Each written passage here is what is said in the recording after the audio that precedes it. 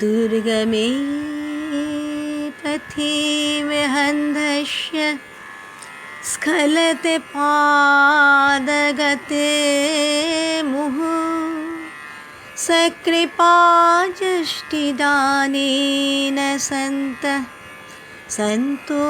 অবলম্বনম। এখানে গ্রন্থকার কবিরাজ গোস্বামীপাদ অত্যন্ত দৈন্য সহকারী তিনি নিজের অসামর্থ্যতার কথা বলে গ্রন্থের প্রথমেই তিনি সাধুদের মহাপুরুষদের কৃপা প্রার্থনা করছেন। তাই তিনি বলছেন সকৃপাযষ্টিদানেনা, স্বীয় কৃপারূপ যষ্টিদান দ্বারা সন্তু অর্থাৎ সাধুগণ যদি কৃপা দৃষ্টিপাত করেন তাহলেই এই দুর্গম পথে আমি অগ্রসর হতে পারবো। কোনটা দুর্গম পথ? না, এই শাস্ত্রের পথে। সেখানে যেতে গেলে তো পুনঃ পুনঃ পদস্খলন হতে পারে, আমি তো কিছুই জানি না। এই তাদের কৃপা হলে তবেই আমি এই পথে অগ্রসর হতে পারবো। পথ যদি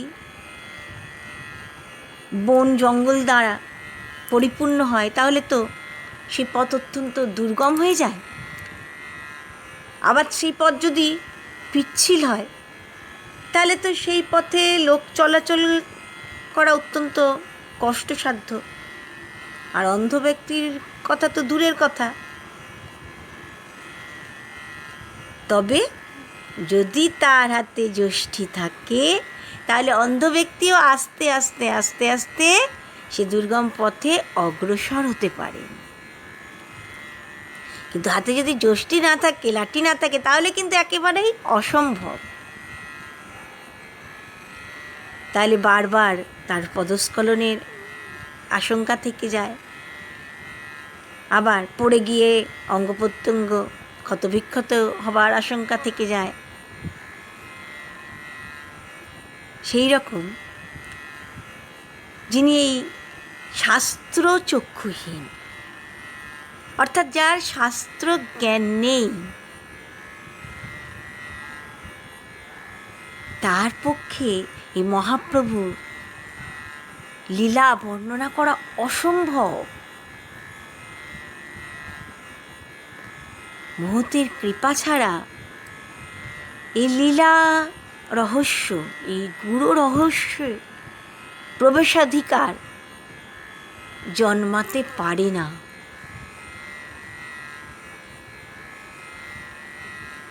আর মহতের কৃপা ছাড়া যদি লীলা কেউ বর্ণনা করতে যায়, যদি কেউ ভাবে যে আমি নিজে নিজেই পারবো, আমি অনেক শক্তিধর, আমি কেন পারবো না, আমি কত জ্ঞানী, তাদের কিন্তু তার পদে পদে ত্রুটি বিচ্যুতি হতে পারে।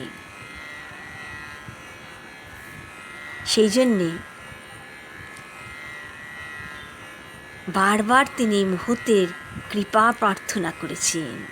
আর কেউ যদি এই মহৎ কৃপায় বলীয়ান হয়ে তার লীলা বর্ণনা করেন, সবসময় কেউ যদি ভাবেন যে আমি তো কিছুই নয়, তার কৃপাতেই তিনি তার কথা বলাচ্ছেন, তার লীলা বর্ণনা করাচ্ছেন, তার গ্রন্থ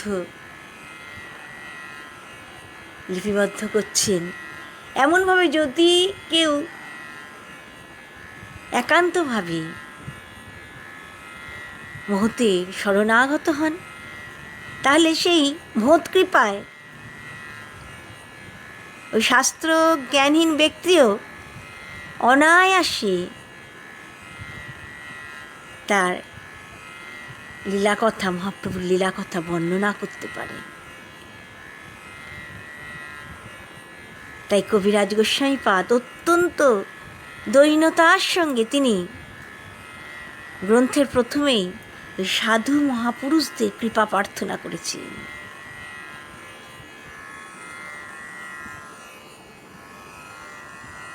শ্রীরূপ সনাতন ভট্ট রঘুনাথ, শ্রীজীব গোপাল ভট্ট দাস রঘুনাথ, এই ছয় গুরুর কর চরণ বন্দন, যাহা হইতে বিঘ্ন নাশ অভীষ্ট পুরাণ। জয় জয় শ্রী চৈতন্য জয় নিত্যানন্দ, জয় অদ্বৈত চন্দ্র জয় গৌর ভক্তবৃন্দ। মহাপ্রভু সন্ন্যাস গ্রহণের পরের প্রথম 6 বছরের লীলা, সেখানে সেই লীলা বর্ণনা করার সময় তিনি এই অন্তলীলাও সেখানে সূত্রাকারে একটু একটু তিনি সংক্ষেপে উল্লেখ করে দিয়েছিলেন। কেন তিনি সেখানে বলছেন, আমি জরাগ্রস্ত নিকটে জানিয়া মরণ, অন্ত কোনো কোনো লীলা করিয়াছি বর্ণন। গ্রন্থকার কবিরাজ গোস্বামী পাদ তিনি যে সময় চৈতন্য চৈতামৃত লিখছিলেন, তখন তো তিনি অত্যন্ত বৃদ্ধ হয়ে গিয়েছিলেন। তাই তার মনে হচ্ছিল কোন সময় না দেহত্যাগ হয়ে যায়। যদি সম্পূর্ণ গ্রন্থ লেখার পূর্বেই দেহত্যাগ হয়ে যায়, তাই সেই আশঙ্কা করে তিনি মধ্যলীলা যখন বর্ণনা করছিলেন, তখন তিনি অন্তলীলার কিছু কিছু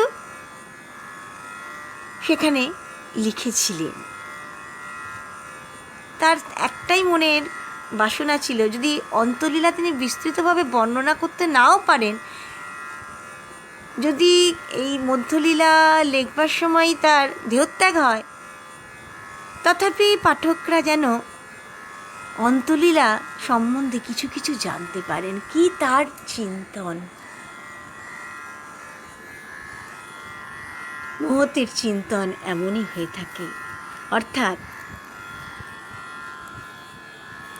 পরবর্তীতে সকলে যেন মহাপ্রভুকে জানতে পারেন, পরবর্তীতে সকলে যেন নিতাই চাঁদকে জানতে পারেন, এই বাসনায় নিয়েই তিনি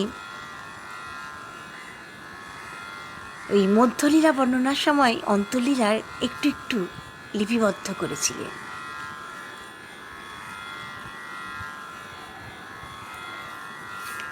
বৃন্দাবন হইতে প্রভু নীলাচলে আইলা, স্বরূপ গোসাই গৌরে বার্তা পাঠাইলাম। শুনি শচী আনন্দিত সর্বভক্তগণ, সভে মিলে নীলাচলে করিলা গমন। কুলীন গ্রামী ভক্ত আর যত খণ্ডবাসী, আচার্য শিবানন্দ শনে মিলিলা সবে আসিম। প্রভু বৃন্দাবন থেকে নীলাচলে আসছে। স্বরূপ গোসাই নিজে এই সংবাদটা পাবার পর তিনি আর দেরি করলেন না, তিনি গৌড়দেশেও এই সংবাদটা পাঠিয়ে দিলেন। কেননা প্রভুর নীলাচলে ফিরে আসার কথা সচিমা যদি শোনেন, তিনি অত্যন্ত আনন্দ পাবেন। গৌড়ীয় ভক্তগণ তারাও খুব আনন্দ লাভ করবে।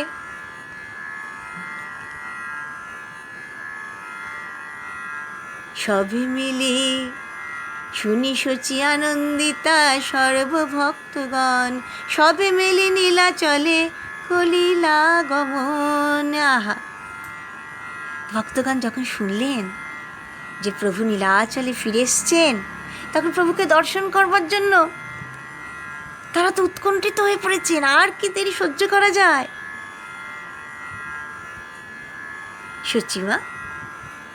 সচিমায়ের তো কত ইচ্ছা করছে ছেলেকে একবার নিজের চোখে দেখবার, কিন্তু সচিমা তখন অনেক বৃদ্ধা, তাই মায়ের পক্ষে ওই নীলাচলে তো পদব্রজে যাওয়া সম্ভবপর নয়। আর তাছাড়া বিষ্ণুপ্রিয়া দেবী তিনি তো রয়েছেন একাকী নবদ্বীপে, তাকে ফেলে মা কী করে যাবেন? তাই মা ওই নবদ্বীপেই রয়ে গেলেন। আর সকলে দর্শন করবার জন্য প্রভুকে চলেছেন নীলাচলের পথে।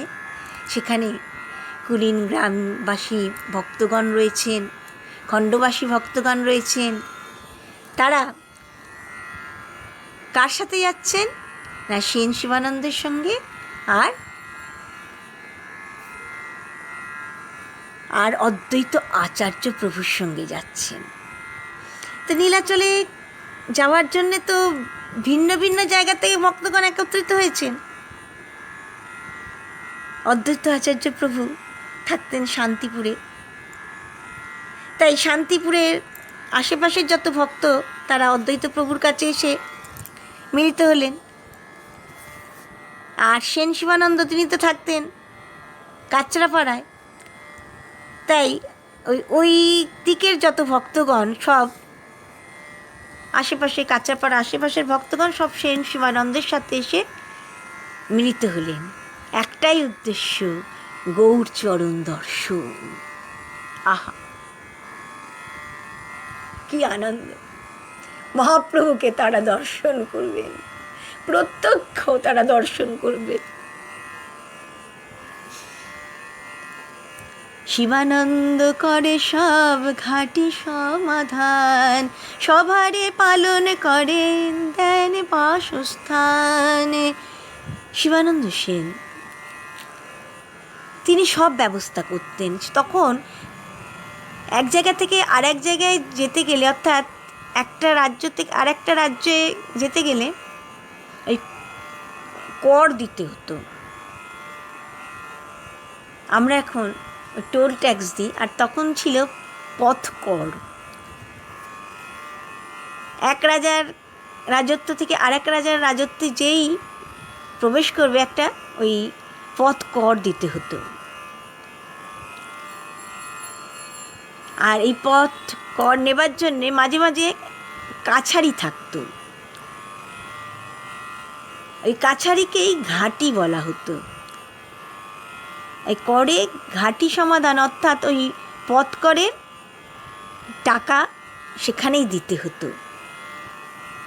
আর শিবানন্দ সেন তিনি সবাইয়ের আহারের ব্যবস্থা করতেন, সব কেউ যেন অভুক্ত না থাকেন। যার যা কিছু প্রয়োজন সব কিছুর ব্যবস্থা করে দিতেন।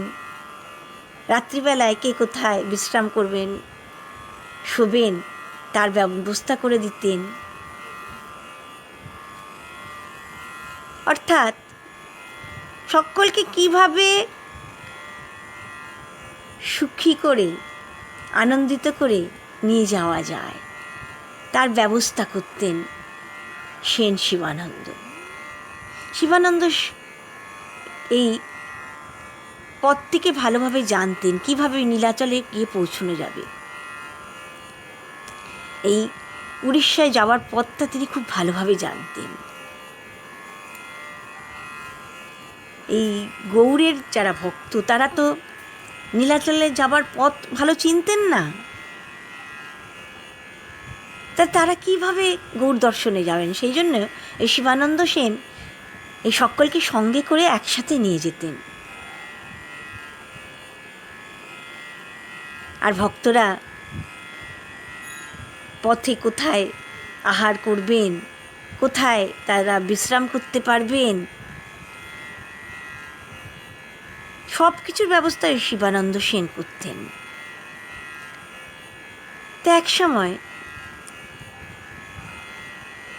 একটি কুকুর শিবানন্দ সেনের সঙ্গ নিয়েছেন। একটি কুকুর চলে শিবানন্দ সনে, ভক্ষ দিয়া লইয়া চলে করিয়া পালনে। কুকুরটি যে শিবানন্দ সেনের এমন কথা কোথাও বলা হয়নি, এমন কথাই বলা হয়েছে একটি কুকুর চলে শিবানন্দ সনে। অর্থাৎ কুকুরটি হয়তো পথের মাঝখান থেকেই তাদের সঙ্গে মিলিত হয়েছিল এবং তাদের সঙ্গে সঙ্গেই চলছিল। তো শিবানন্দ সেন তো একান্তভাবে তিনি তো গৌরগত পান, তিনি তো গৌড় ছাড়া আর কিছু জানেন না। তিনি তো চলছেন গৌর চরণ দর্শন করবেন বলে, আর সকলকে নিয়ে যাচ্ছেন সকলে গৌর চরণ দর্শন করে ধন্যাতি ধন্য হবে। তা তিনি তখন ভাবলেন, এই কুকুরও যখন আমাদের সঙ্গে চলেছে, তাহলে এই কুকুর নিশ্চয়ই কোনো গৌর ভক্ত, সেও গৌরচরণ দর্শন করবার লালসা নিয়েই চলেছে। তাই তিনি এই কুকুরটিকে ফিরিয়ে দিলেন না বা অনাদর করলেন না কুকুরটিকে, তিনি এই কুকুরটিকে সঙ্গে সঙ্গেই নিয়ে চলছেন। আর ভক্তদের তিনি যেভাবে আহার করাতেন, ভক্তদের যাতে কোনো অসুবিধে না হয়, যেমনভাবে দেখতেন কুকুরটিকেও সেই রকমভাবে আহার করাতেন, কুকুরটিরও যাতে কোনো অসুবিধা না হয় তিনি সবসময় সেদিকে নজর দিতেন। একদিন তবে এক নদী পার হইতে উড়িয়া নাবে কুকুর না চড়ায় নৌকাতে। কুকুর রহিল শিবানন্দ দুঃখী হইলা, 10 পণ করি দিয়া কুকুর পার কইলা। তো একদিন নদী পার হতে হবে, তা নাবিক তো কিছুতেই ওই নৌকার মাঝি কুকুরকে নেবে না নৌকায়, না কুকুরকে নৌকায় নেওয়া যাবে না। তো শিবানন্দ সেন বলছেন, তাহলে কি করবো, এই কুকুরটিকে কি আমি এখানে রেখে ছেড়ে দিয়ে যেতে পারি? তখন শিবানন্দ সেন অনেক বেশি পয়সা দিয়ে 10 পণ করি দিয়ে মাঝিকে সন্তুষ্ট করে কুকুরটিকে তিনি নদী পার করে সঙ্গে নিয়ে চলেছেন। আহা, কি দয়া! শিবানন্দ সেন এই কুকুরটিকে কিন্তু তিনি উপেক্ষা করতে পারলেন না। তার মনে হচ্ছে কুকুরটি তো সামান্য কুকুর নয়, এ নিশ্চয়ই গৌর কৃপা প্রাপ্ত, এ নিশ্চয়ই মহৎ কৃপা প্রাপ্ত।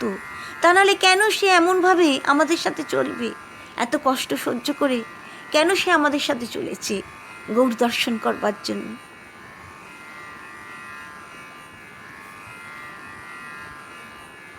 তাই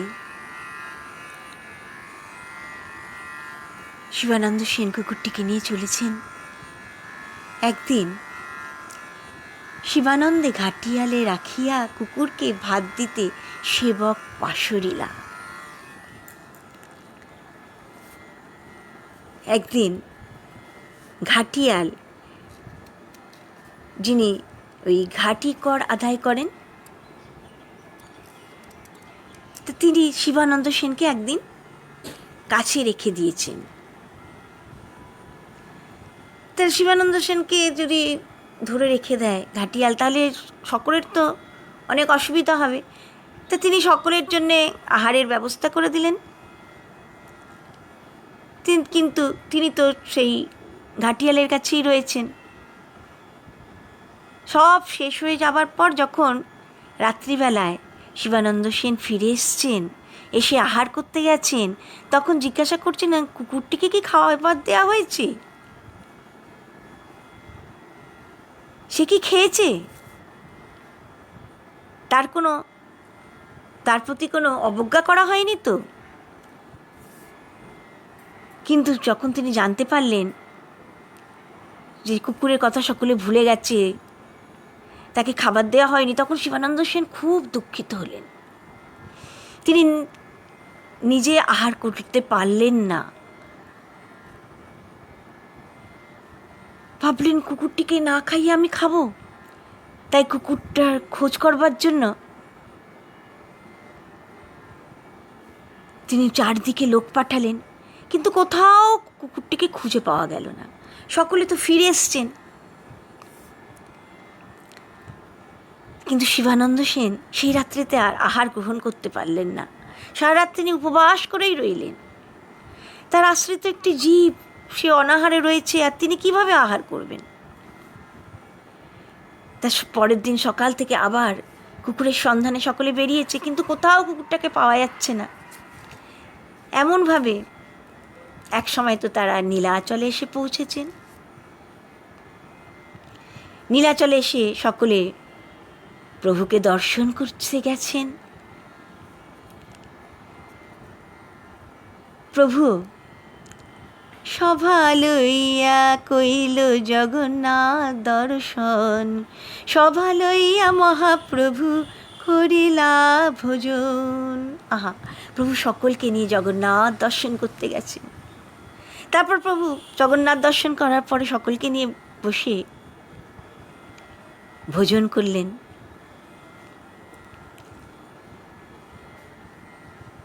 কিন্তু নীলাচলে আসার পরেও শিবানন্দ সেন কিছুতেই শান্তি পাচ্ছেন না। কুকুরটি গেল কোথায়? তিনি যে অনেক যত্ন করে কুকুরটিকে নিয়ে আসছিলেন, কুকুরটি প্রভুকে একবার দর্শন করবে বলে,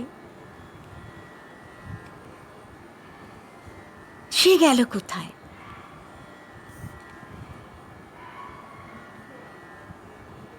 আইলা দেখিল সবে সেই তো কুকুরে, প্রভু কাছে বসিয়াছে কিছু অল্প দূরে।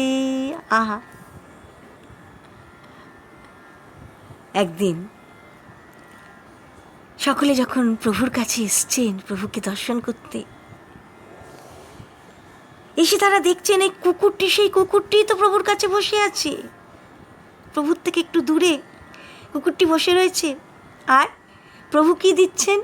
প্রসাদ নারিকেল শস্য দেন পেলাইয়া, কৃষ্ণ রাম হরি কহ বলেন হাসিয়া। প্রভু ওই নারকেলের টুকরো কুকুরটিকে ছুঁড়ে ছুঁড়ে দিচ্ছেন, আর কুকুরটি কৃষ্ণ রাম হরি এই যেন বলছে। প্রভু তাকে বলতে বলছেন, আর সে যেন এই নামই উচ্চারণ করছে। শিবানন্দ সেন ভাবছেন কুকুরের এত মহাসৌভাগ্য, প্রভু সহস্তে নারকল দিচ্ছেন আর সে বারবার নারকল গ্রহণ করছে আর কৃষ্ণ কৃষ্ণ কৃষ্ণ কৃষ্ণ বলছে। শুধু শিবানন্দ সেন নয়, সমস্ত গৌরীয় ভক্তগণ আরও অন্যান্য শত ভক্তগণ সেখানে উপস্থিত ছিলেন, তারা সকলেই আশ্চর্যান্বিত।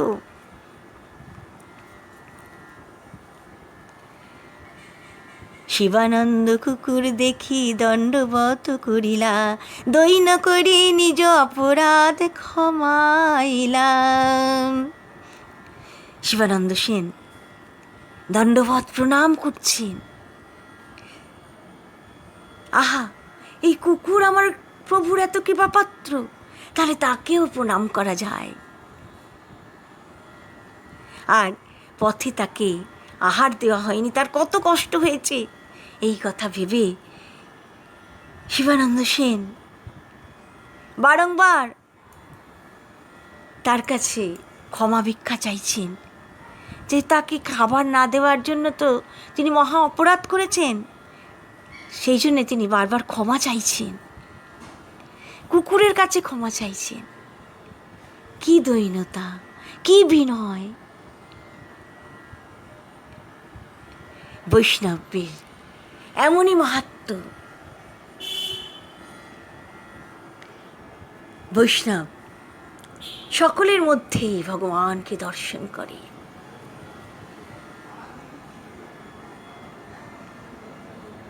শিবানন্দ সেনের একান্ত ইচ্ছা ছিল তো যে কুকুরটি যেন মহাপ্রভুর দর্শন লাভ করতে পারে, মহাপ্রভুর কৃপা পায়। আর ভগবান তো ভক্তের কোনো ইচ্ছা অপূর্ণ রাখেন না, তাই মহাপ্রভু কুকুরটিকে এমনভাবে কৃপা করলেন।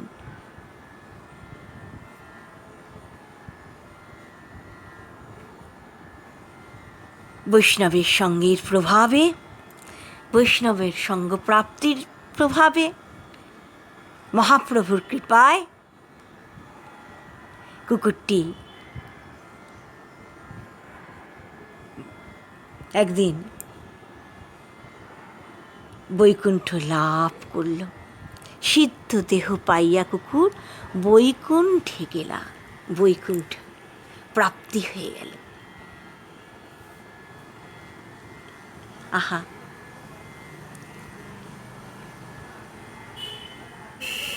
মহাপ্রভুর কৃপায়,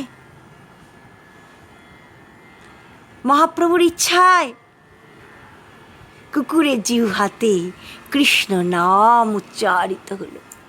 কুকুরও কৃষ্ণ কৃষ্ণ কৃষ্ণ কৃষ্ণ কৃষ্ণ কৃষ্ণ বলতে বলতে বৈকুণ্ঠ লাভ করল। পঙ্গুং লঙ্ঘয়তে শৈলং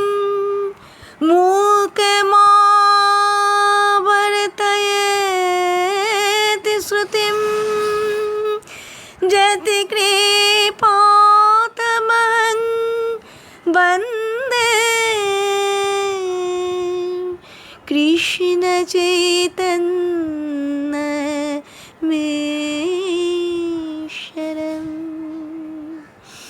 हरे कृष्ण हरे कृष्ण कृष्ण कृष्ण हरे हरे हरे राम राम राम हरे हरे हरे कृष्ण